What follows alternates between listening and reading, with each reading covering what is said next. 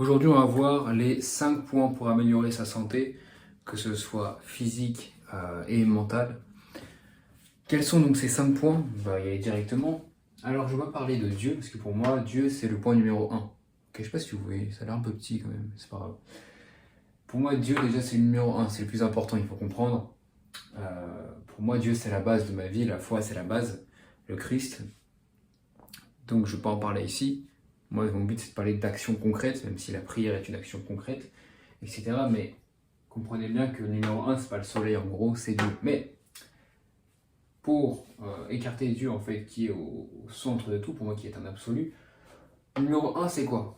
Le soleil. On va souvent parler d'alimentation, de sport, de je ne sais quoi, sans vous dire qu'en fait, le soleil, c'est littéralement le point le plus important à la santé humaine.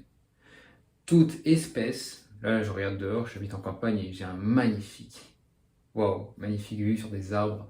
Tout est vert, tout est beau, il y a de la pluie et tout. Un peu plus frais aujourd'hui. Et en fait, tout ça n'existera pas sans le soleil. Tout ça. Sans l'eau également. Mais sans le soleil, il n'y a pas de vie. Avec le soleil, il y a la vie. Tout simplement. Le soleil permet donc de faire pousser la végétation, de permettre donc à des animaux de manger cette végétation. Puis il y a d'autres animaux de manger d'autres animaux qui avaient mangé cette végétation, etc. Donc sans soleil, il n'y a pas de vie. D'accord? C'est impossible. Donc le soleil, c'est le plus important. Il faut s'exposer au soleil de manière intelligente. Aujourd'hui, on va beaucoup vous dire, ah, ne t'expose pas au soleil, fais attention, mets de la crème solaire. Ou alors on va vous dire, expose-toi au soleil, on s'en fiche, voilà, le soleil, c'est la vie, etc. Alors en fait, non, tu vois, moi je suis en blanc, tu vois, peut-être que toi t'es un noir qui regarde la vidéo. En fait, on n'est pas pareil, tu vois. Notre pigmentation, elle n'est pas pareille. Littéralement, notre corps n'est pas fait pour le même environnement et ne s'est pas adapté au même environnement, tu vois. Donc non, moi je peux pas aller dans un pays ultra chaud et me mettre comme ça tout nu dans la nature et bronzer. Sinon moi je vais cramer en fait littéralement. Donc oui, tu peux attraper des cancers de la peau avec trop de soleil, évidemment il faut abuser, mais aujourd'hui on est devant cet argument qui est une exception de ceux qui abusent de manière énorme. Pour te faire peur et pour te vendre des crèmes inutiles qui sont encore plus néfastes que positives. Donc, expose-toi au soleil par rapport déjà à ta pigmentation, par rapport à ton environnement. Ça, il faut être intelligent là-dessus. Donc, comment savoir, tout simplement, est-ce que c'est agréable? Par exemple, moi, la dernière fois, j'ai mangé dehors, j'étais torse nu, je crois. J'ai mangé dehors, c'est ça, ouais, j'étais torse nu dehors. J'ai mangé, il était 13h, 13, 14, 15h, ça dépend, c'est pareil, c'est là où il se fait le plus chaud. Et le soleil tapait vraiment. Et instinctivement, je suis allé à l'ombre, alors qu'on est qu'en mai pourtant. Mais j'ai voulu aller à l'ombre parce que c'est désagréable. Et quand ça devient désagréable, il ne faut pas rester. Quand c'est agréable, par contre, tu peux rester autant que tu veux. Évidemment, en fait, tu vas savoir quand c'est désagréable, ça va trop chauffer, etc. En fait, c'est à toi d'écouter ton corps là-dessus. Moi, j'en sais rien. Mais ne vous empêchez jamais d'aller au soleil si vous voulez y aller. Évidemment, le soleil, c'est bien aussi d'y aller le matin et le soir. Pourquoi? Parce qu'il y a des... En fait, le soleil a un spectre de lumière et donc il y a plus des infrarouges. Le soir et le matin, c'est pour ça qu'on conseille des lumières rouges, etc. Et c'est pour ça que, moi par exemple, j'ai un filtre rouge le soir sur mon téléphone et sur mon ordinateur pour avoir ces choses-là qui rappellent plus la nuit que le jour avec les grosses lumières blanches comme j'ai. Tu peux l'avoir ici dans le reflet. Euh, donc le soleil c'est super important, c'est la base, tu as besoin de soleil. Le corps ne fait pas de photosynthèse, on n'a pas d'énergie grâce au soleil, mais c'est indirect, même plus qu'indirect selon moi. Ok. Maintenant, numéro 2, l'alimentation. Ok, le soleil c'est encore plus important que l'alimentation, mais l'alimentation c'est extrêmement important. Pourquoi est-ce que l'alimentation c'est si important? Pourquoi? Tout simplement parce que c'est ce qui rentre dans ton corps. Si tu mets n'importe quoi dans ton corps, comment veux-tu être en bonne santé? Voilà, c'est évident. Donc une alimentation, aujourd'hui on va te vendre tout et n'importe quoi, alimentation carnivore, vegan, machin, je sais pas quoi. Tout ça c'est des bêtises. Enfin, des bêtises, oui et non. L'idée du régime absolu parfait n'existe pas. C'est un fantasme. Mais l'idée d'un régime qui pourrait te soigner d'une manière ou d'une autre, c'est vrai. L'idée, la mentalité derrière ça d'un régime, ça peut être vrai. Mais la meilleure alimentation, c'est l'alimentation, attention, en C. Je commence déjà à faire des fautes. Dès qu'on commence à écrire sur un tableau, on fait plus de fautes, hein, c'est bizarre. Alimentation ancestrale et prométabolique.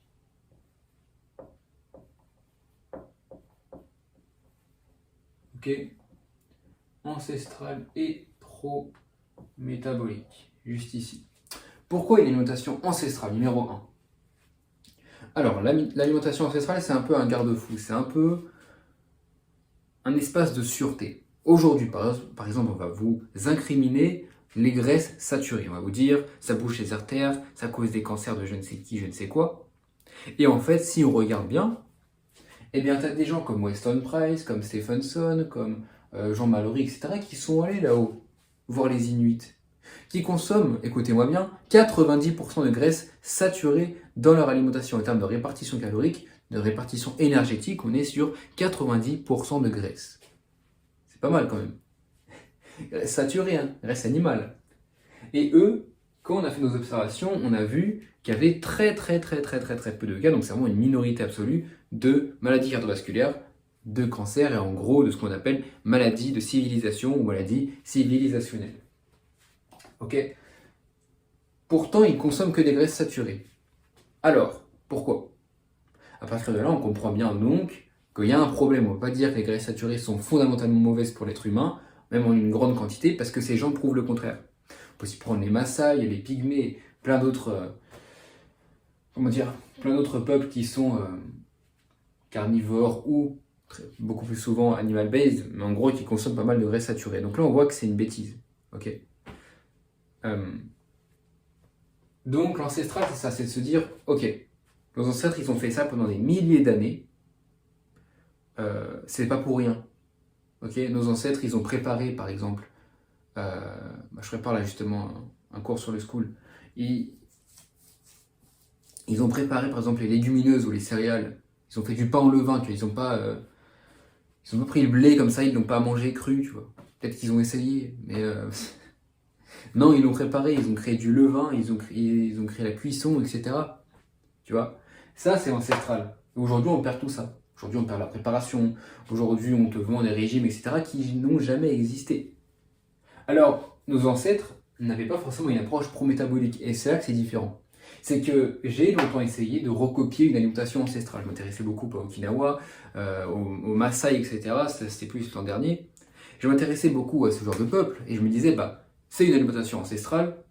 Ils vivent, ils sont centenaires, ils ont une énergie folle, ils ont de la testostérone. Bref, ils ont une santé hormonale, une santé en général qui est incroyable. Même les scientifiques, ça les étonne depuis avant les années 50, par exemple, pour Okinawa. Et aussi pour les Maasai. Donc moi, je me basais beaucoup sur eux et je me disais, je vais recopier leur alimentation. J'ai essayé, en fait, ça n'a pas marché. Pourquoi? Parce que je ne suis pas un Okinawaien, si je peux dire ça comme ça.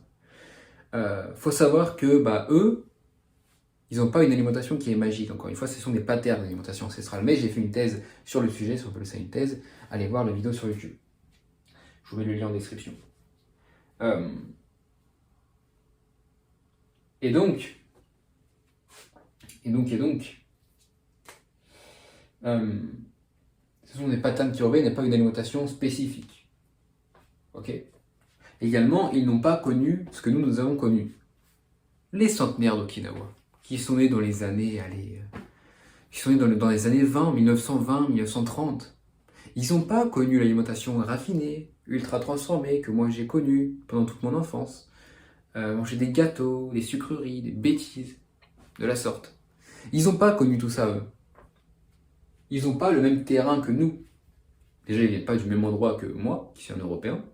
Et en plus, ils n'ont pas connu les mêmes choses que moi. Ça, il faut le comprendre.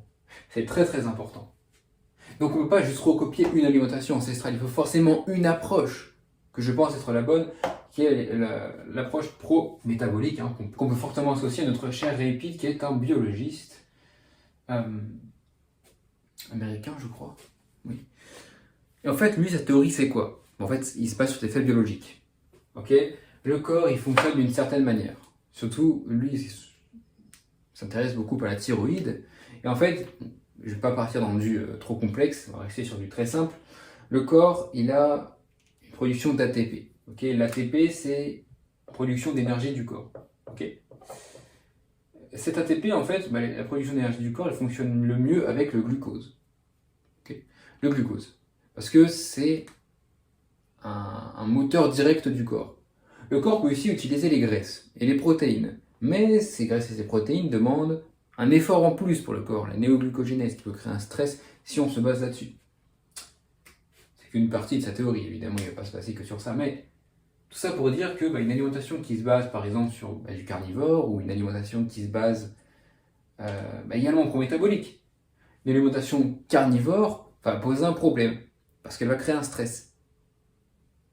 Ok ? Parce que c'est beaucoup mieux d'avoir du glucose, des glucides.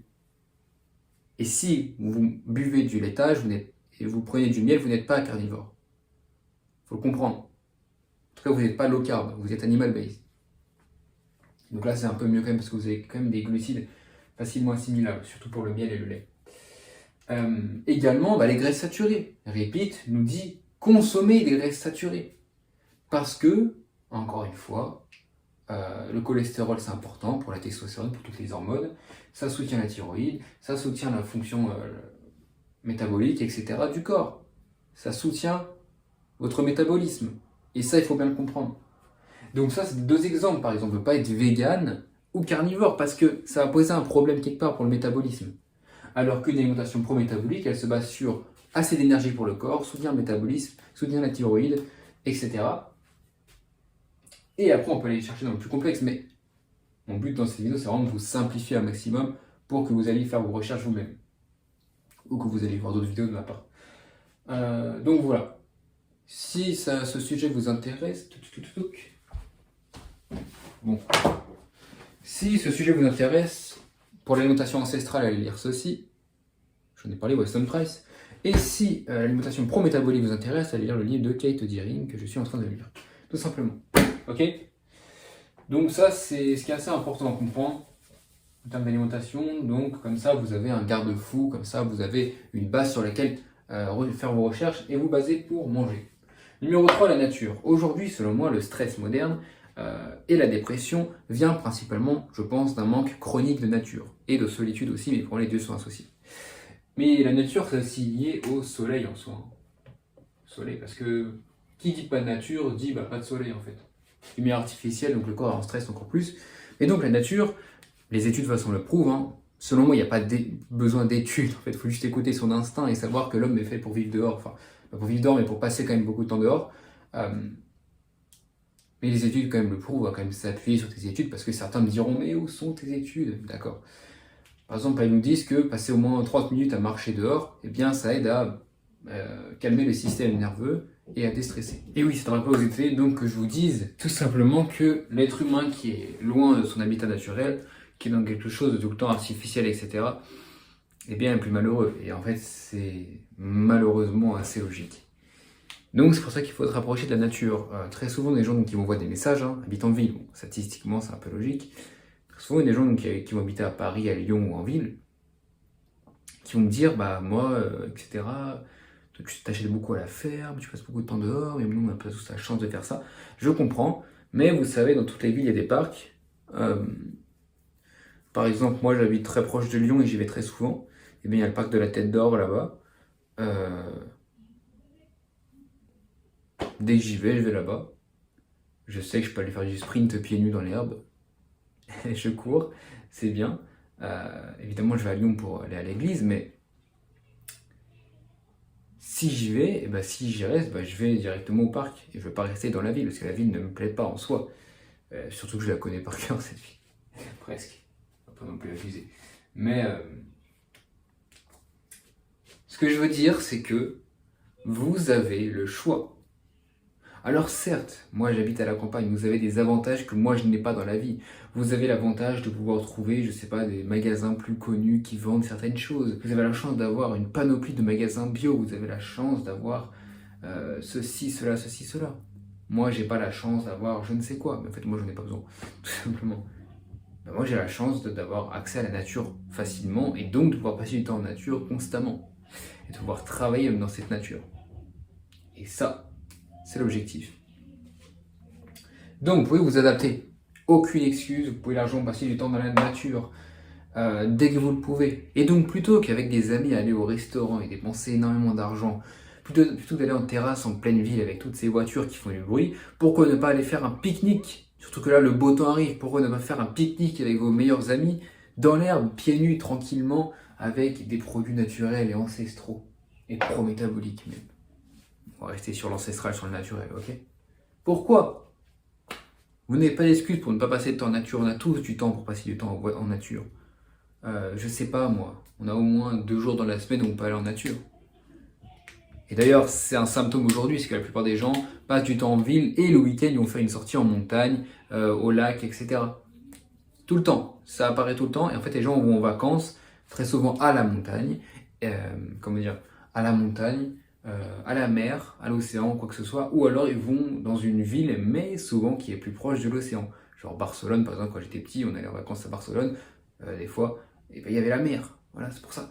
Donc, demandez-vous pourquoi vous voulez tout le temps passer du temps en nature et pourquoi ne pas s'en rapprocher. Si vous n'aimez pas la ville, essayez de partir de la ville, tout simplement. Donc, nature, c'est très important. Numéro 4, la vision. Je pense que c'est très important d'avoir une vision. Dans mon post sur Instagram, en fait, j'ai fait un petit post où je donnais ces points-là. Je me suis dit, je vais en faire une vidéo longue. Et donc, en parlant de la vision, je me suis dit, j'avais explicité ça comme passion. Et en fait, c'est un peu différent, mais je reprends le mot vision qui est mieux, c'est qu'il faut avoir une vision dans la vie. Moi, ma vision, elle est accompagnée du Seigneur Jésus-Christ, ok? Ma vision, elle est accompagnée, en fait, je dois devenir l'homme que Dieu veut que je devienne. Mais il faut aussi en fait avoir une vision, votre vision de la vie. Ma vision de la vie, c'est que je veux devenir autonome et je veux sortir de ce système. Je veux une vie simple, proche de la nature, de la simplicité, en fondant une famille, en étant dans une communauté et en étant dans le plus de localités possible. Ma vision de la vie, c'est ça. Aussi beaucoup celle de Ivan Illich. Lisez son livre si vous voulez. Enfin, ses livres. Donc, moi, c'est ça ma vision de la vie. Mais quelle est votre vision de la vie? Également, ma vision de la vie, c'est aussi de changer la... ma vision de la vie, c'est aussi de... J'aime pas trop dire changer la santé des gens comme si j'étais je ne sais qui, non. Je fais que rapporter les travaux de gens qui ont fait des travaux exceptionnels et moi je suis qu'un petit gars dans ma chambre à dire des petites choses comme ça. Non, ce que je fais c'est insignifiant. Moi tout ce que je veux c'est inspirer les gens à tendre vers une meilleure santé, pas moi soigner les gens. C'est pas mon but. Moi ce que je veux c'est inspirer les gens à tendre vers une meilleure vision et une meilleure santé. Pour moi tout est lié. Donc voilà ce que c'est ma vision de la vie. Mais quelle est votre vision de la vie? Est-ce que vous, votre vision de la vie, je ne sais pas, c'est de créer, je sais pas, j'ai une lampe, est-ce que c'est de créer des belles lampes pour décorer l'espace des gens? Est-ce que votre vision de la vie, bon je pense que vous avez une plus grande vision de la vie que ça, mais c'est plus une passion, mais est-ce que votre vision de la vie n'est pas de fonder une famille aussi? Votre vision de la vie n'est pas d'avoir des amis qui sont proches de vous? Est-ce que votre vision de la vie n'est pas d'avoir des chèvres plus tard? Enfin, je parle vraiment des choses qui moi me parlent, mais je sais pas, peut-être que vous avez d'autres visions. Enfin, peu importe, c'est votre vision de la vie. Mais faites en sorte qu'elle soit accordée à Dieu. Parce que moi aussi, j'ai eu beaucoup de visions, beaucoup de visions de la vie, où je voulais devenir riche, millionnaire, voire milliardaire, et où je voulais être dans la luxure totale, parce que machin, parce que j'étais loin de Dieu. Loin de Dieu. Oui, Dieu après est venu me chercher à ce moment-là. Mais j'ai eu beaucoup de buts qui n'avaient aucune utilité, qui étaient purement de la chair. Aujourd'hui, je me rapproche beaucoup plus du Christ, de la nature, et j'essaie d'associer mes objectifs, ma vision à cela. Ok? Mais, il n'y a pas de mais. Passons au point numéro 5. Le mouvement. Le mouvement, c'est extrêmement important. Ok? Pourquoi? Tout simplement parce que, comme on le dit, il y a l'alimentation, c'est important, le soleil, c'est important, la nature. Et qui dit tout ça, dit forcément, pour une santé optimale, mouvement. Et pas sport. Certains auraient pu vous mettre le mot sport. Ils auraient mis le mot sport. Faites du sport, courez, faites de l'endurance, trouvez-vous un sport. Non. Le sport, c'est beaucoup trop surcoté. Et quand on a une vision pro-métabolique, on pense à une chose, réduire le stress au maximum. Même s'il y a pas de bon stress et de mauvais stress. Le stress, c'est du stress. Le cortisol, c'est du cortisol. L'adrénaline, c'est de l'adrénaline. Ça ne change pas. Ce qui change, c'est est-ce que c'est au long terme, est-ce que c'est constamment. Okay, mais beaucoup de gens vont faire du sport. Beaucoup de femmes, par exemple, qui veulent perdre du poids, hein, Kate Dierine le dit dans son livre, elles vont faire beaucoup de sport, elles vont courir, aller plusieurs fois par semaine, voilà, à la salle de sport, etc.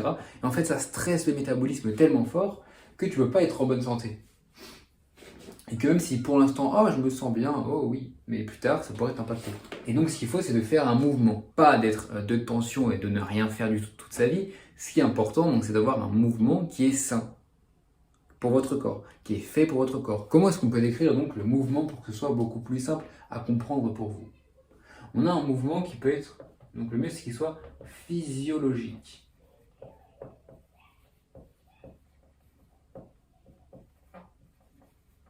Le mouvement physiologique, c'est un mouvement que votre corps reconnaît. Votre corps, il a été créé pour quelque chose. Et donc pour les mouvements, on a les mouvements qu'on appelle physiologiques, donc les vrais mouvements que nos ancêtres ont toujours fait pendant des milliers d'années, on va le voir tout de suite ce que c'est. Et on a les mouvements que j'appelle modernes, donc qui ne sont pas du tout physiologiques. Okay, il faut comprendre une chose, je ne crois pas à la théorie de l'évolution, mais ceux qui croient en la théorie de l'évolution vont vous dire, oui, bon, on a évolué avec certains mouvements et donc notre corps s'est habitué. Moi, peu importe, c'est pareil. Notre corps, en fait, il a été conçu par Dieu pour certains mouvements. Okay, la biche a été conçue par Dieu, pour courir sur 4 pattes et fuir. Elle n'a pas été conçue pour se mettre debout et se battre comme ça. Okay, l'homme, lui, a été conçu pour se tenir sur 2 jambes, pour faire certains mouvements. Par exemple, l'homme est un meilleur pousseur que tireur. L'homme est plus fait pour pousser que tirer. Ça se voit avec nos jambes qui sont... regardez, bon là je peux pas vous montrer, mais en gros nos jambes, là tu as l'être humain, ok, comme ça, et en fait nos jambes, elles sont comme ça. Et si je veux pousser, je vais faire ça. Vous voyez, si je veux pousser, un gros truc, une grosse pierre, je dois faire ça. Je vais devoir me pencher. Or, si je veux tirer une grande chose, je vais devoir me mettre comme ça, hop, et en fait avoir aussi les jambes comme ça. Vous voyez? En fait, notre corps est beaucoup moins fait pour tirer, il est plus fait pour pousser. Donc par exemple, en fait, on voit bien que on a des mouvements qui sont plus faits pour pousser. Donc, que nos mouvements naturels vont être plus de la poussée que de la tirer, même si c'est de l'ordre naturel. Ok? C'est un exemple. J'aurais pu en trouver un meilleur, mais en gros, qu'est-ce que je peux trouver? En fait, on va parler de la musculation concrètement. La musculation, son but, c'est de développer chacun des muscles pour qu'il soit le plus esthétique possible, même si ça ne l'est pas vraiment à un certain point. Le but, c'est de donc travailler un muscle. Imaginons, on veut travailler le biceps. Si on veut travailler le biceps, on va faire par exemple du curl à la poulie, ce que moi je faisais avant, quand je faisais de la musculation. Donc on va tirer comme ça, et on va ramener le bras très fort, comme ça. Hop, hop. En fait, on va vraiment tirer, très lentement. On va revenir lentement, ce qui fait vraiment un mouvement d'isolation qui brûle votre biceps. Et si vous voulez prendre du muscle, si vous avez une vision de musculation, c'est un des meilleurs exercices possibles. Mais squat. Mais le but, c'est pas de faire ça, parce que notre corps, il n'est pas fait naturellement pour faire ceci. Notre corps, naturellement, est fait pour s'utiliser de manière globale. Ok ? Par exemple, l'agriculture. Retourner la terre avec une binette, comme ça, boum, boum, je vais mettre une vidéo tout de suite, je le fais pas bien, mais soit, et bien en fait, c'est mieux. Parce qu'on utilise tout le corps, et si on fait faire le mouvement, ben en fait, tout le corps est utilisé, et tout le corps est préservé de la même manière. Alors que si on fait un mouvement d'isolation, que je prends ma binette et que je fais que ça avec un seul bras, et ben en fait, c'est pas utile parce qu'on sait pas bien répartir la force, etc. Ce que je veux dire en fait, c'est quoi? C'est que le mouvement de musculation vous invite à bouger des choses qui n'existent pas. Si je bouge ma poulie, que je la bouge par exemple 12 fois, que je fais une série de 12 fois 4, ok, fois 4, pardon, ok, je fais 12 répétitions pour 4 séries, qu'est-ce qui va se passer? En fait, ma poulie sera restée au même endroit du début à la fin de la séance, elle n'aura pas bougé. Alors que le but des mouvements physiologiques, c'est de changer quelque chose dans le monde réel. Par exemple, si je retourne ma terre avec une binette, à la fin, je vais pouvoir planter des pommes de terre, ce que moi j'ai fait, et à la fin, je pourrais avoir des pommes de terre. Et ça, c'est le principe du mouvement physiologique, c'est que les mouvements physiologiques ont beaucoup plus de chances de vous apporter quelque chose. Par exemple, hier, il y a plusieurs semaines, j'avais pris de l'eau dans mon puits, il y a plusieurs jours. Okay, j'avais pris un seau comme ça, et puis j'avais pris de l'eau dans mon puits, tout simplement. Et en fait, j'avais attaché une petite ficelle à ça, et donc je la tirais. Je vais mettre aussi une vidéo ici. Et je tirais. Et en fait, on tire le poids comme ça, on monte, et en fait, tout le corps travaille de manière physiologique et de manière cohérente. Et en plus, on change quelque chose dans le monde réel parce qu'on récupère de l'eau. Faites par exemple du tirage comme ça. Il est incroyable aussi cet exercice pour le grand dorsal. Vous tirez comme ça, hop, vous êtes assis, prenez la poulie, hop, on tire comme ça pour le grand dorsal.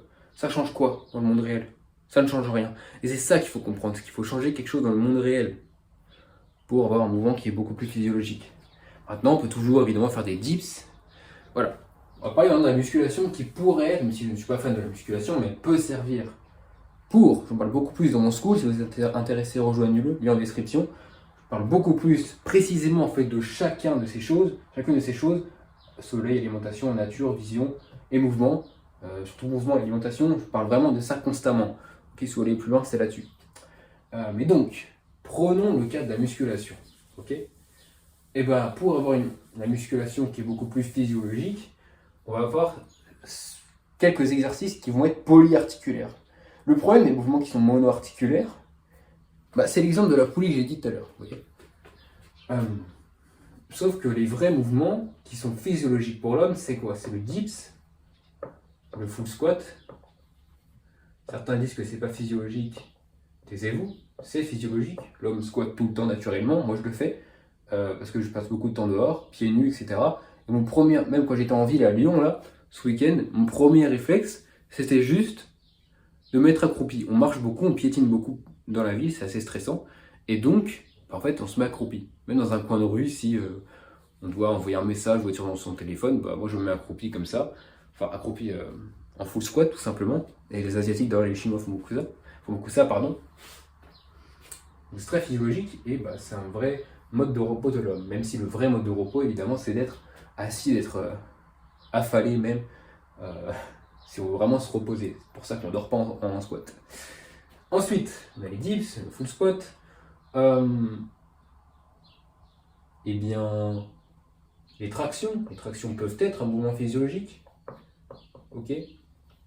Un qui est un peu moins, mais qui l'est quand même, ça reste des pompes. Parce qu'on va juste pousser du sol. Et l'homme est un très bon pousseur, n'est-ce pas? Bon, voilà. Bon, pour moi, ça, c'est les 4 exercices qui sont vraiment physiologiques pour l'être humain. Le reste, pas trop, non. pas trop, non. Voilà. Mais bon, si vous voulez savoir pourquoi la musculation, selon moi, est totalement inutile ou peut être utile pour une seule raison, rejoignez le school parce qu'après, je vais passer des heures et des heures à parler, et alors que tout est là-bas. Ok, tout simplement. Donc, rejoignez le school pour avoir beaucoup plus de précision. Bon, voilà, on a tout vu finalement. Cette vidéo a duré plus longtemps que ce que je pensais. Je veux que ça dure moins longtemps. C'est pour ça que je parle très très vite. Plus rapidement qu'Eminem. Bref.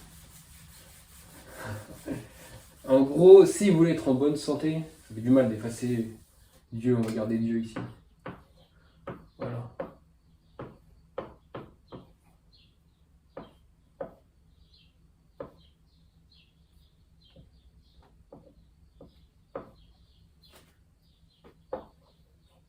Si vous voulez être en bonne santé, mettez Dieu dans votre vie et surtout écoutez tout ce que je vous ai dit aujourd'hui dans cette vidéo. Tout simplement, c'est très très important à comprendre parce que ça c'est la clé de la santé. Aujourd'hui on essaye de vous vendre ceci, cela, des compléments alimentaires par-ci, des séances de sport par-là, faire du footing par-ci, faire du footing par-là. D'ailleurs, mouvement qui est très très physiologique, le squat par exemple. Et bon là je parle de musculation. Okay. Encore une fois j'en parle mieux dans mon school. Okay. En gros, on essaie de vous vendre plein de méthodes alors que nos ancêtres étaient en parfaite santé, n'avaient aucun problème de dos, n'avaient aucun problème articulaire, tout ça, alors qu'ils faisaient juste des mouvements très souvent agricoles ou physiques, constamment, et pas mal de marches des fois, très souvent même.